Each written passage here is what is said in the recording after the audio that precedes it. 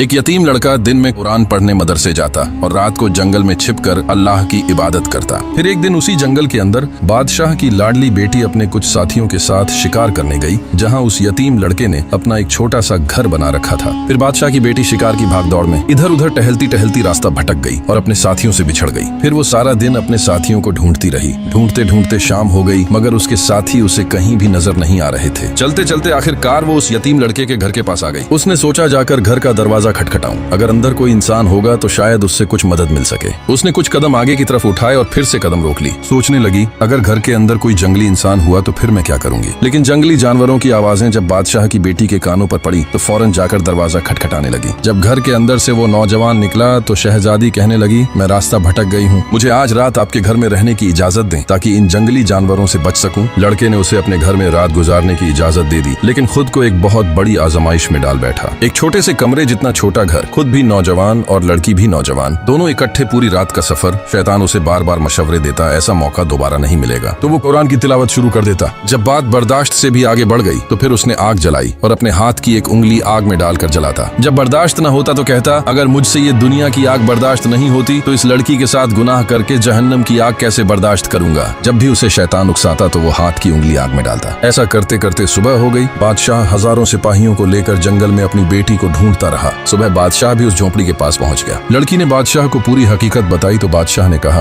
बेटी तुम पूरी रात अकेली घर के अंदर इस नौजवान के साथ थी। मैं तो तुम्हारा बाप हूँ, मैं शायद तुम्हारी बातों पर यकीन कर लूं, लेकिन लोग यकीन नहीं करेंगे, समाज में मेरी नाक कट जाएगी। इस बात को छुपाने के लिए मुझे इस नौजवान को कत्ल करवाना पड़ेगा। तो कहने लगी, बाबा आप मेरे मोहसिन को कत्ल करवाएंगे। तो बादशाह बोला, बेटी मैं मजबूर हूँ, मेरे पास और कोई रास्ता नहीं है। बादशाह ने सिपाहियों को हुक्म दिया, इस नौजवान को गिरफ्तार कर लो। सिपाही उसे गिरफ्तार करके ले गए और जाकर कैद में डाल दिया। फिर लड़की छिपकर इस नौजवान से मिलने के लिए कैद की तरफ जा रही थी तो एक सिपाही ने देख लिया और जाकर बादशाह को बता दिया। बादशाह छिपकर अपनी बेटी को देख रहा था कि देखूं मेरी बेटी छिपकर इस नौजवान के पास क्या करने आई है। लड़की ने जब इस नौजवान से पूछा, उस रात जब मैं जंगल वाले घर के अंदर तुम्हारे साथ थी तो मैंने देखा था तुम अपने हाथ की उंगली बार बार आग में डाल रहे थे, ऐसा क्यों कर रहे थे। तो वो लड़का कहने लगा, मुझे जब भी शैतान मशवरा देता कि लड़की अकेली है गुनाह कर लो तो मैं अपनी उंगली आग में डाल लेता। जब आग की तपिश बर्दाश्त न होती तो सोचता ये दुनिया की मामूली आग मुझसे बर्दाश्त नहीं होती तो इस लड़की के साथ गुनाह करके जहन्नम की आग कैसे बर्दाश्त करूंगा। बस खुद को ये एहसास दिलाने के लिए और गुनाह से बचने के लिए मैं बार बार ऐसा कर रहा था। बादशाह ने जब इसकी बातें सुनी तो चीख उठा, कहने लगा, जिस मुस्तफा के गुलाम का ईमान ऐसा हो वो गुनाहगार कैसे हो सकता है। फिर बादशाह ने कहा, बेटी ये नौजवान सजा का हकदार नहीं बल्कि ताज पहनाने के लायक है। फिर बादशाह ने उसे ताज पहनाया और अपनी बेटी के साथ शादी भी करवाई और बादशाहत के तख्त पर भी बिठा दिया।